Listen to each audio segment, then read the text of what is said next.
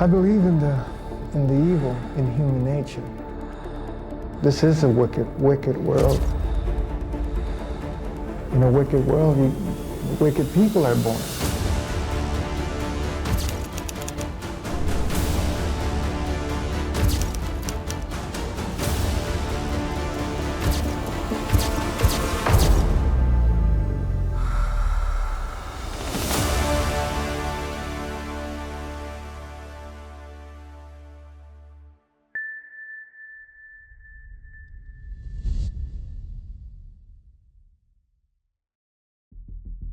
Ореховская ОПГ – одна из мощнейших преступных группировок Москвы. Ее участники обладали невероятной жестокостью и хладнокровием.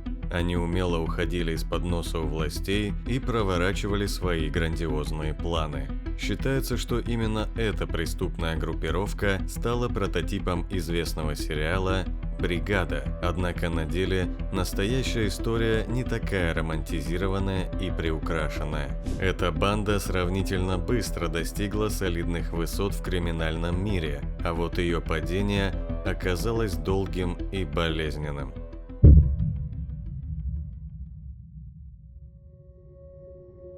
Само название группировки происходит от жилого массива Москвы Орехово-Борисово. Именно там проживала большая часть ее членов. Зарождение началось еще в 80-е годы, а окончательное формирование завершилось уже в 1988.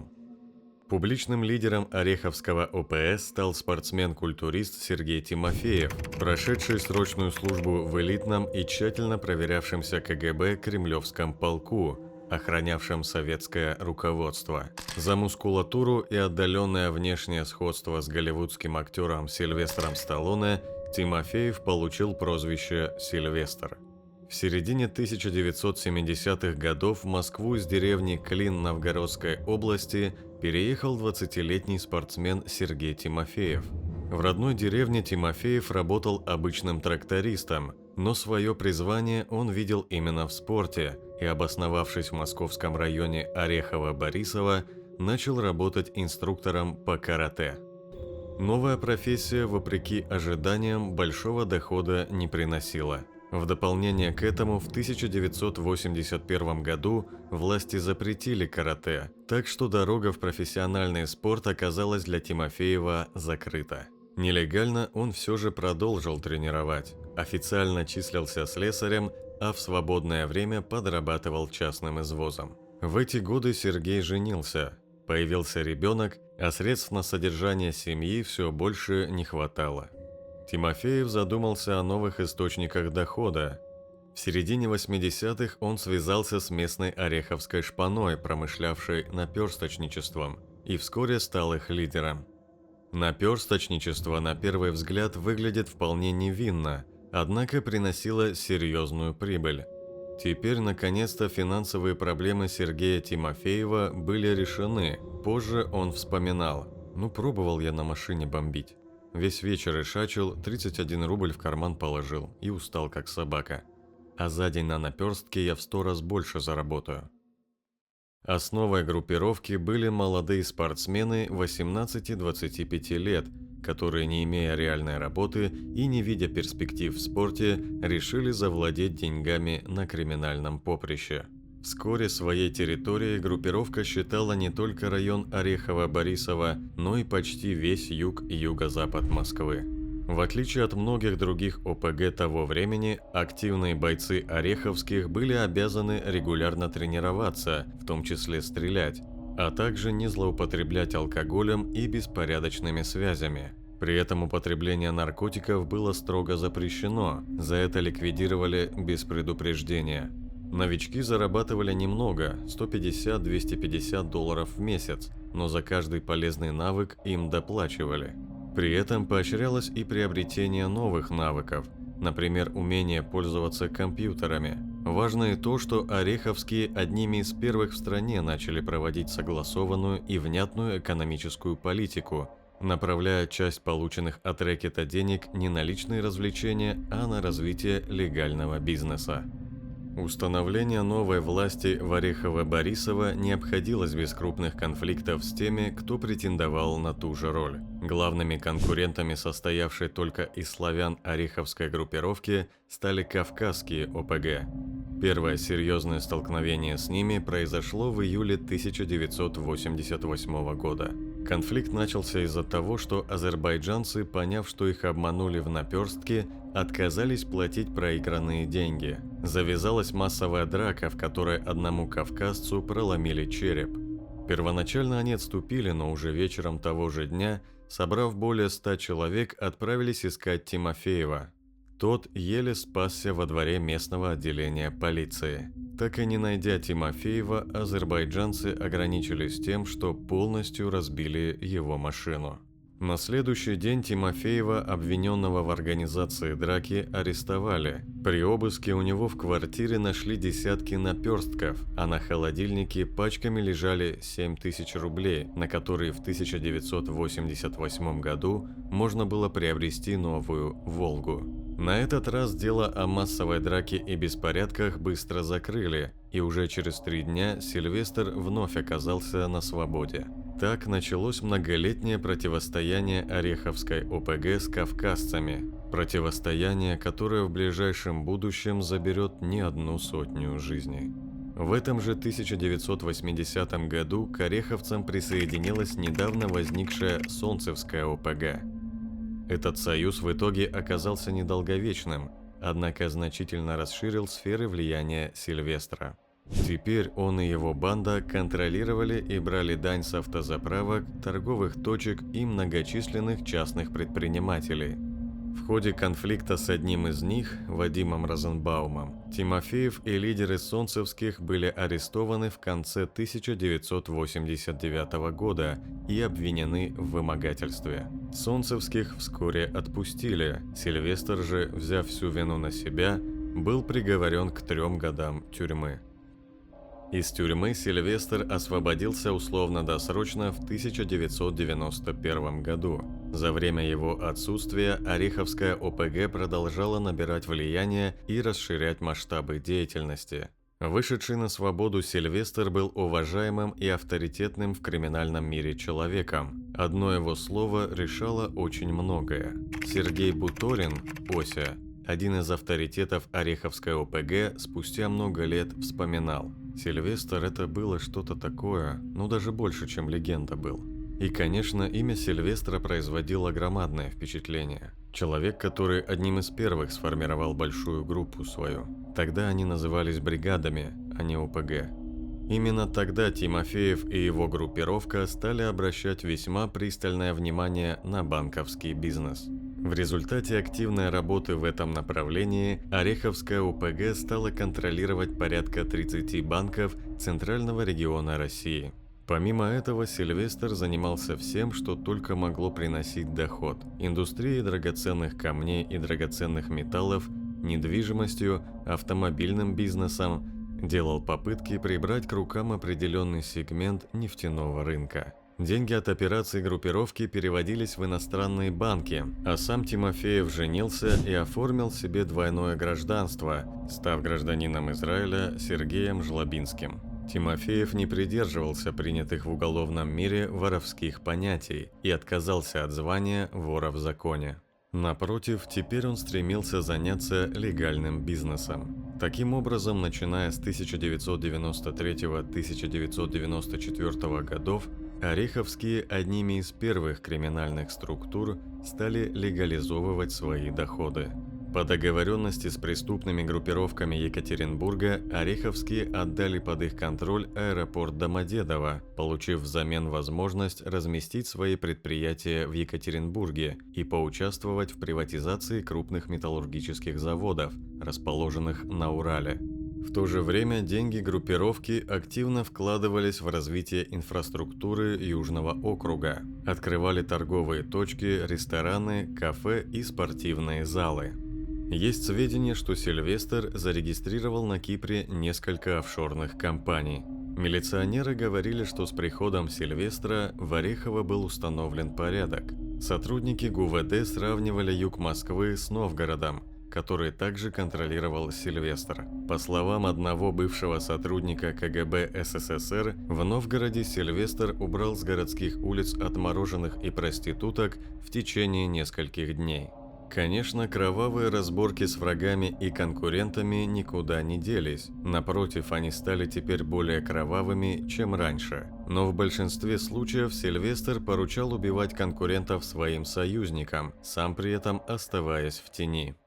К концу 1993 года, более чем вероятно, он уже был долларовым миллиардером и претендовал на роль короля российской преступности. Однако желающих занять такое место в то время хватало и без него, что не могло не породить новые кровавые разборки. В 1993 году у Сильвестра возник конфликт с Бауманской ОПГ. Формальной причиной противостояния считается контроль над ночным клубом «Арлекино», но вполне вероятно, что настоящей причиной был союз бауманских с кавказскими бандами, злейшими врагами Ореховской ОПГ. В этой бандитской войне на помощь Сильвестру вновь приходят союзники. Так, 10 апреля 1993 года киллер Курганской ОПГ Александр Салоник, Саша Македонский, застрелил из карабина лидера Бауманской ОПГ Валерия Длугача по кличке Глобус. Однако на этом конфликт не закончился. В январе 1994 года новой жертвой Салоника стал заместитель Глобуса Владислав Ванар Бабон. Весной того же 1994 года у Сильвестра возник конфликт с грузинским криминальным авторитетом Атари Квантришвили. Квантришвили был не только криминальным лидером, но и известным в то время политиком, бизнесменом и основателем партии «Спортсмены России». Убийство Квантришвили стало одним из самых громких преступлений в 90-е годы. Известный не только в криминальных кругах глава Ассоциации «21 век» и Фонда социальной защиты спортсменов имени Льва Яшина, Атари Квантришвили был застрелен у Краснопресненских бань. Правоохранительные органы и журналисты тогда выдвинули множество версий, но лишь годы спустя удалось выявить мотивы исполнителя и истинного заказчика. Им оказался Сильвестр. Камнем преткновения для двух авторитетов стал Туапсинский нефтеперерабатывающий завод. Для выполнения этого поручения он привлек Медведовскую ОПГ, в частности, ее лидера Григория Гусетинского по кличке Гриша Северный, который и передал заказ киллеру Александру Шерстобитову, Лёше Солдату. Характерно, что помогал Шерстобитову выполнить заказ на месте никто иной, как Сергей Буторин, один из грабителей Магицевской коллекции и будущая звезда судебных процессов над Ореховскими в 2010-е годы. За успешное выполнение этого задания Сильвестр подарил исполнителю ВАЗ-2107. Еще $5000 он получал в бригаде в качестве зарплаты.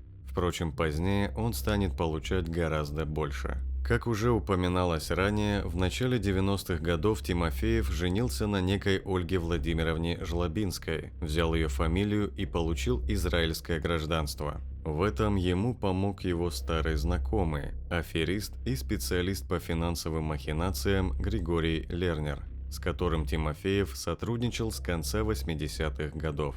Лернер имел солидный послужной список банковских афер, свой первый срок получил в 1983 году и к началу 90-х был незаменимым помощником в деле ограбления богатых вкладчиков.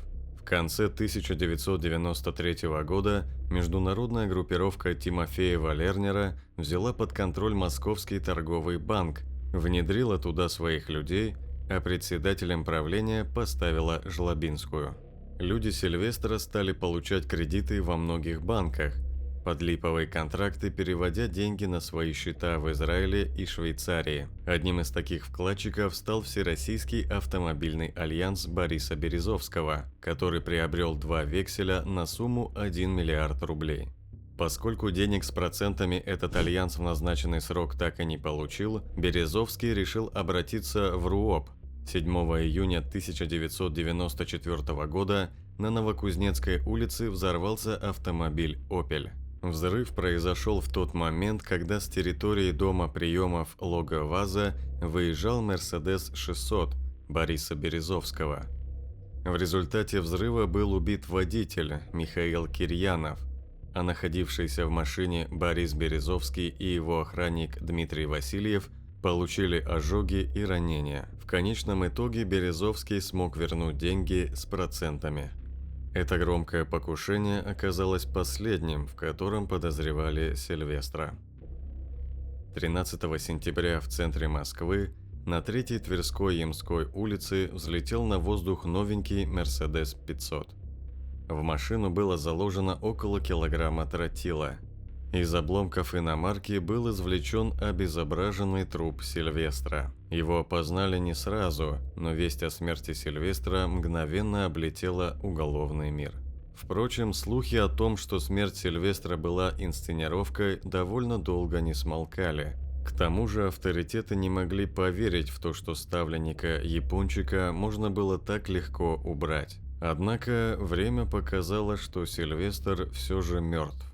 Может быть, слухи распространяли сами бандиты, специально для того, чтобы хоть на время обеспечить себе спокойную жизнь на юге Москвы. Буторин об убийстве Сильвестра.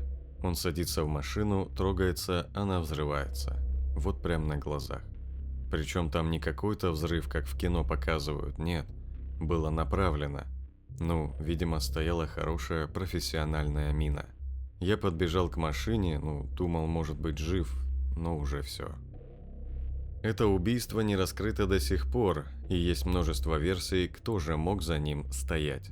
В качестве заказчиков убийства Сильвестра назывались и Борис Березовский, и лидеры кавказских ОПГ, и друзья убитых им авторитетов, вроде Квантришвили или Глобуса. Одна из версий даже гласит, что покушение устроил Сергей Буторин, давно претендовавший на место Сильвестра. Смерть Сильвестра стала тяжелым ударом для всей группировки. Соратники начали сражаться друг с другом за его место, в результате чего ОПГ распалась на более 10 самостоятельных банд. Самую влиятельную из них возглавил Буторин, Ося. После гибели Сильвестра у руля Ореховской ОПГ фактически встали 4 человека: Сергей Ананьевский, Культик, его правая рука Сергей Володин, Дракон, Сергей Буторин, Ося и Дмитрий Белкин, Белок. Среди них особенно выделялся Культик, который, по воспоминаниям приближенных, был человеком умным и бесстрашным. За эти качества он был в особом почете у Тимофеева. Ананьевский до своего прихода в бандформирование всерьез занимался пауэрлифтингом и успел дослужиться до главного тренера сборной России. В бандитских кругах он был известен, в частности, участием в подготовке убийства авторитета Атари Квантришвили, одного из главных конкурентов Сильвестра за звание серого кардинала всей Москвы. Но век его был недолог. Спустя 1,5 года после гибели Сильвестра, 4 марта 1996 Культика ликвидировали неподалеку от посольства США. Подождав, пока Ананьевский начнет парковаться, киллер подбежал к его иномарке и открыл огонь через лобовое стекло. Несколько пуль попали Культику в голову. Он скончался до приезда скорой. По одной из версий, с авторитетом расправились курганские, точнее, один из их лидеров, Павел Зеленин, который не поделил с Культиком сферы влияния. Спустя полгода после смерти товарища подобная участь постигла и Сергея Володина. Поговаривают, что Дракон излишне ретиво претендовал на единоличное лидерство в группировке, за что и был спешно ликвидирован. Обстоятельства его смерти до сих пор не выяснены. По некоторым данным, Дракона убили в столичном районе Якиманка, в перестрелке, которая произошла вечером 28 марта 1996 года. Около 18:00 в первый Галутвинский переулок на полной скорости влетел «Москвич-2141», из запущенных окон которого торчали дула автоматов. Поравнявшись со стоящим там «Мерседес 500», бандиты открыли ураганный огонь, выпустив в иномарку несколько десятков пуль. Находившиеся в «Мерседесе» ответили на стрельбу ответным огнем из пистолетов. Когда у нападавших кончились патроны, они остановили «Москвич», вытащили из иномарки тяжело раненого мужчину, посадили в свою машину и увезли. Ходили разговоры, что в тот вечер где-то на окраине Москвы был найден труп участника разборки, погибшим, возможно, и был дракон. Наравне с ключевыми авторитетами немалый вес среди ореховских имел и продержавшийся до 1998 года Николай Ветошкин, он же Витоха.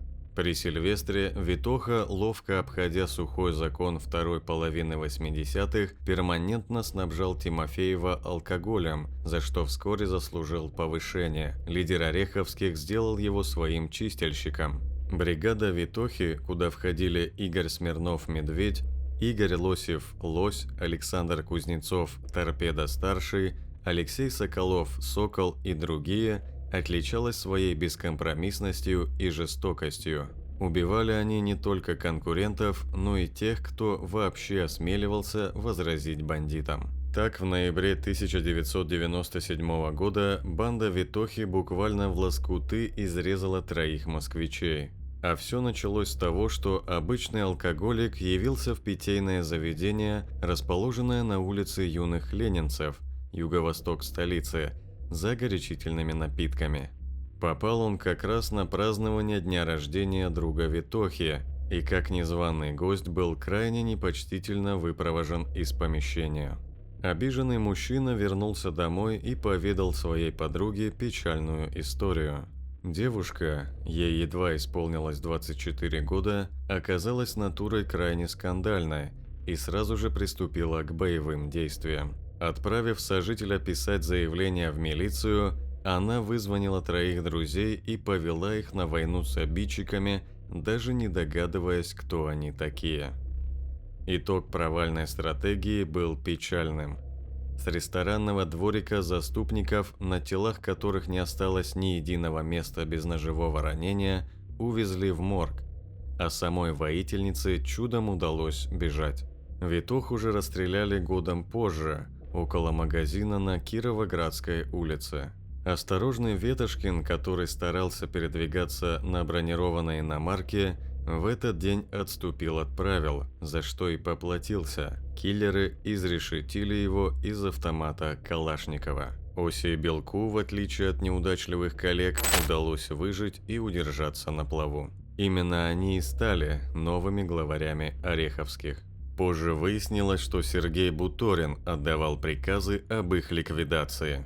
При этом он исправно ходил на похороны соратников, клялся отомстить и отдавал распоряжения о материальной помощи семьям погибших. И очень скоро Буторин стал лидером бандитской группировки, сменив на этом месте Тимофеева.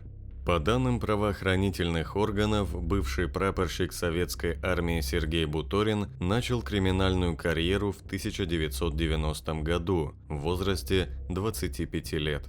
Вместе с братом Александром он по заказу коллекционера Якова Фельдмана отнял большое количество антиквариата у коллекционера Виктора Магица. Правда, заказчик коллекцию так и не получил. Вскоре после ограбления Фельдмана нашли подвешенным в гостинице в Бельгии. Смерть признали самоубийством.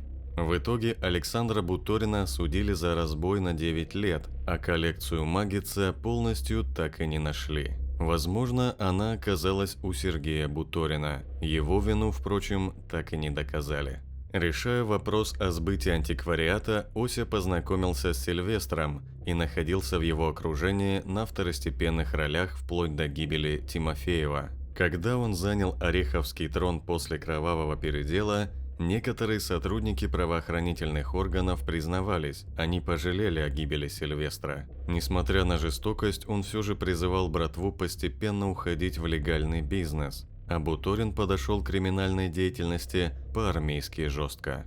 Он стал создавать по-настоящему профессиональную законспирированную структуру, в которой места для дружбы и привязанностей просто не оставалось, а существовали лишь обязанности, от выполнения которых зависела жизнь рядовых исполнителей. Взаимоотношения в буторинской бригаде строились по принципам курганских бандитов. Главари курганских и ореховских предпочитали не светиться, привлекая для работы профессиональных военных, специалистов, уровень подготовки которых превосходил рядовых милиционеров. Особое место в новой группировке занимала дисциплина. Бригадиры требовали беспрекословного подчинения и при малейших заминках жестоко расправлялись с боевиками. Была у Буторина и своя контрразведка, которая помогала распознавать в рядовых участниках группировки притязания на лидерство, нелояльность к старшим и просто недовольство. Участь таких была тоже печальна. Будущую жертву приглашали отдохнуть в компании соратников на подмосковную дачу или на квартиру. Там на глазах у братвы неугодного хладнокровно убивали, после чего знаменитый киллер ореховских Александр Пустовалов, Саша Солдат, рубил тело на куски и складывал в большую сумку. Затем застолье продолжалось. Все бандиты знали, чем могло кончиться приглашение на посиделки, но отказаться не смел никто. Осенью 1994 года Александра Буторина, брата Оси и Евгения Токарева, а также лидера Медведковской ОПГ Григория Гусетинского задерживают. Сыщики взяли их на даче в Подмосковье, которую они снимали у пожилого академика. Дачу бандиты использовали под склад оружия и боеприпасов. Одних только пистолетов Макарова там нашлось 20 штук. Как выяснилось, пистолеты были похищены из пожарно-технического училища в Иркутской области. При нападении на училище преступники убили часового. Осю спасло то, что, узнав об аресте брата, он сумел спрятаться. Буторин, причастный ко многим громким убийствам еще при жизни Сильвестра, понимал, что рано или поздно очередь дойдет и до него. Поэтому в 1996 году Ося решил уйти на дно и, по данным СМИ, инсценировал собственную смерть, пышно похоронив себя на Николо-Архангельском кладбище в Москве. На деле же Буторин сделал пластическую операцию и перебрался в Испанию, откуда продолжил руководить бандой. Позже он так объяснял свою мнимую смерть.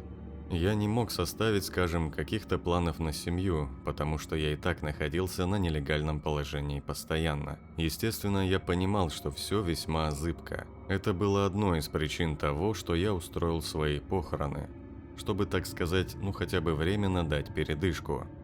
Я не то чтобы скрывался, но когда ты числишься умершим, на тебя не могут открыть уголовное дело. Вот в чем дело. И во всех справках ты числишься как умерший. Как бы к тебе и вопросов никаких нет». Но несмотря на фальшивые похороны и ликвидацию тех, кто был в курсе фальсификации, как, например, известный наемный убийца Александр Салоник, убитый по приказу Буторина, вскоре Ося понял, что его план с исчезновением не сработал. Следствие продолжало активную разработку группировки. В процессе работы выяснилось, что про бандитский спецназ, во главе которого стояли Ося, Полянский и Пустовалов, известно лишь очень узкому кругу лиц. Часть банды, которую после смерти Сильвестра возглавлял Ося, была тесно связана с Одинцовской ОПГ под руководством Дмитрия Белкина по кличке Белок. В свое время его уголовное дело вел старший следователь 2-го управления прокуратуры Одинцовского района Московской области Юрий Кересь. Расследуя убийство во Власихе, Кересь напал на след группировки Сергея Буторина и впервые в России возбудил уголовное дело по статье «Организация преступного сообщества». Но сдаваться без боя бандиты, само собой, не собирались. Для начала ореховские попытались подкупить Керезя. Однажды вечером Белок заявился в кабинет стража порядка и предложил ему сделку – $1 миллион за закрытие дела. Тот наотрез отказался. Предлагать что-то дважды подручные Оси не привыкли. Обозленные бандиты церемониться не стали, и на следующий день киллеру Олегу Пронину Аль Капоне поступил заказ на устранение неугодного следователя. На протяжении нескольких дней киллер, одетый в грязную одежду и притворившийся бомжом, наблюдал за следователем у здания прокуратуры. 21 октября 1998 года, когда Кересь возвращался домой с работы, Аль Капоне несколько раз выстрелил ему в голову. От полученных ранений Юрий Кересь скончался на месте. Ореховские надеялись, что после этого убийства дело их группировки благополучно развалится. Но бандиты просчитались. Коллеги Керезя пошли на принцип. К их работе подключились и другие силовые структуры. Одним из тех, кто расследовал темные дела Ореховских, был заместитель начальника регионального отдела по борьбе с организованной преступностью Управления МВД по Центральному округу столицы Николай Петров. Ося прекрасно знал этого человека. Еще в 80-х годах они вместе служили прапорщиками в Одинцово и занимались боксом. Но в 90-е годы их пути разошлись. Петров стал милиционером, а Ося оказался по другую сторону закона. Все эти годы лидер Ореховской ОПГ внимательно следил за работой бывшего товарища. И когда Николай Петров стал проявлять повышенный интерес к его группировке, Ося без малейших раздумий приказал киллеру Полянскому ликвидировать милиционера. Утром 3 декабря 1998 года милиционер Петров и его жена вышли из дома и отправились на работу. Когда пара проходила около станции метро Свиблово, с ними поравнялся фургон. Раздались выстрелы. Милиционер получил касательное ранение в шею, пули задели и его жену, но оба выжили. По некоторым данным, киллер Полянский в тот раз почему-то зарядил винтовку не стандартными боеприпасами, а более мягкими пулями, которые используют биатлонисты. Именно это и спасло жизнь Петрову и его жене. Но в среде силовиков новое покушение на коллегу восприняли как вызов. Покушения на Юрия Керезя и Николая Петрова стали началом конца для ореховской группировки. Вскоре один за другим были задержаны практически все члены ОПГ. В Испании Буторин жил богатой и беззаботной жизнью до 2001 года. Как он сам рассказывал, он приобрел элитную недвижимость и 6 дорогих автомобилей. Все это время он продолжал управлять своей находившейся в России бандой. В ее состав входили бывшие военные, сотрудники ГРУ и ФСБ. В распоряжении Буторина находились и лучшие киллеры эпохи – Салоник и Шерстобитов, а также Александр Пустовалов, Саша Солдат. Лишь в 2001 году испанская полиция арестовала Буторина вместе с телохранителем и по совместительству киллером Маратом Полянским в пригороде Барселоны. Поскольку на территории Испании никаких убийств они не совершали, то их приговорили к 8,5 годам лишения свободы за хранение оружия. Ося категорически отказался признавать вину в каких-либо преступлениях, но Марат Полянский, напротив, сотрудничал со следствием. Согласно его показаниям, он познакомился с Буториным в 1995 году. Ему представили его как коммерсанта, и он не сразу понял, с кем имеет дело. Только нанявшись к нему телохранителем, он осознал характер своей работы. Поначалу Полянский занимался только обеспечением безопасности Буторина, а потом начал получать поручения на убийство. После его показаний были задержаны активные участники Ореховской ОПГ Андрей Пылев и Дмитрий Белкин.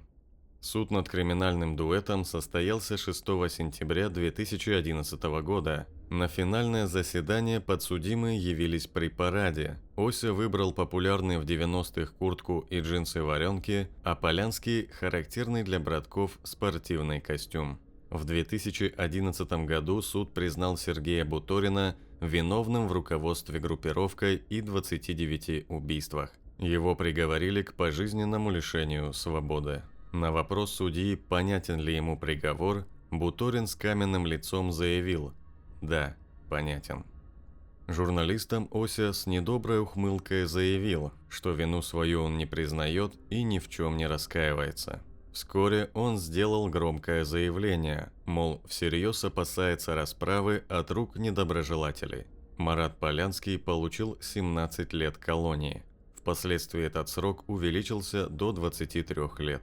Поддержать супруга приехала испанская спутница жизни Полянского, которая после оглашения приговора повела себя в лучших традициях знаменитых жен декабристок и заявила, что переедет жить в окрестности колонии. Андрея Пылева, соратника Оси, в 2003 году арестовали в Испании, куда он ускользнул вскоре после смерти Керезя, и экстрадировали в Россию. Неясно, чем приглянулся Пылев испанским властям, но главным условием передачи бандита стало обещание российских правоохранителей, что к карлику не будет применено пожизненное заключение. Уцепившись за такой поворот событий, Пылев тут же заявил следователям, что отношения к Ореховским он не имеет. Стражам порядка удалось доказать причастность карлика лишь к 3 эпизодам заказных убийств, что, впрочем, не помешало суду приговорить его к 21 году лишения свободы. Приговор был оглашен в Мосгорсуде в сентябре 2006 года. Однако к концу сентября 2016 года следствию удалось собрать доказательства причастности Пылева к организации 12 заказных убийств и покушений. Материалы дела были направлены в суд 2 годами ранее, но из-за процессуальных нарушений вернулись на доследование. Ввиду новых открывшихся обстоятельств, карлику добавили еще 4 года, увеличив срок заключения до 25 лет. Это был предел наказания для Пылева из-за наложенного ранее испанцами моратория на пожизненное лишение свободы. Дмитрий Белкин гулял на свободе 16 лет. Он спокойно жил в Европе, пока в том же 2011 году не был арестован теми же испанцами. Его тоже передали в Россию, где он получил пожизненный срок за 22 доказанных убийства. Долгое время скрывались от стражей порядка 3 видных участника Ореховской ОПГ – Александр Шарапов, Игорь Сосновский-Чипит и Сергей Фролов-Болтон. Чипита и Болтона, которые по версии следствия были личными киллерами Белка, искали долгих 17 лет и задержали в 2015 году. Оба скрывались от Фемиды в Тверской области. Именно они, как считают следователи, устранили адвоката Акимцеву и ее водителя. Кроме этого, криминальный тандем подозревается еще как минимум в 9 расправах над неугодными Белкину людьми. К слову, до сих пор в розыске находится их предполагаемый предводитель, бывший сотрудник СОБРа, одноклассник Белка Владислав Макаров. А летом 2017 года поймали Александра Шарапова. Он считается одним из ликвидаторов Салоника, киллером Ореховских. Предположительно, именно он вместе с другим подельником держал за ноги Сашу Македонского, когда его душил Пустовалов. В послужном списке Шарапова могут оказаться еще несколько человек. Один из них – вор в законе Сергей Кондратьев по кличке Кондрат, задушенный в столице в августе 1995 года. Не исключена также причастность Шарапова к устранению Александра Макушенко, Саши Цыгана и бригадира Измайловской ОПГ Владимира Зайчикова. После расправы над Керезем Шарапов в числе видных ореховских деятелей спешно улетел в Испанию, однако после задержания Оси и Карлика решил вернуться на родину. Он осел в Суздальском районе Владимирской области, принялся посещать церковь, отрастил пышную бороду и стал отцом 6 детей. В течение 16 лет следователи разыскивали Шарапова, и когда к ним поступила оперативная информация о его местонахождении, тщательно готовились к задержанию. Для этого они даже изыскали его образцы ДНК. Когда оперативники нагрянули к Шарапову, тот не стал отпираться и назвал свою настоящую фамилию, даже не попытавшись предъявить им липовый паспорт.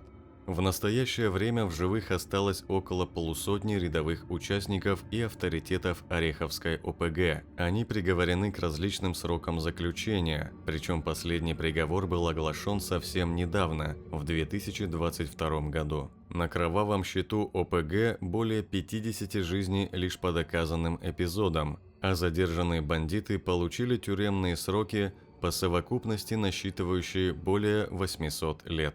Во всей этой истории до сих пор неизвестной остается лишь судьба многомиллионного наследства Сильвестра, ради обладания которым и велась эта кровопролитная война. Как считаете вы, стоили ли эти деньги столько невинных жизней? Жалеют ли сейчас участники ОПГ, которые сидят за решеткой, что в те годы не выбрали иной путь? Дорогие зрители, делитесь своим мнением в комментариях.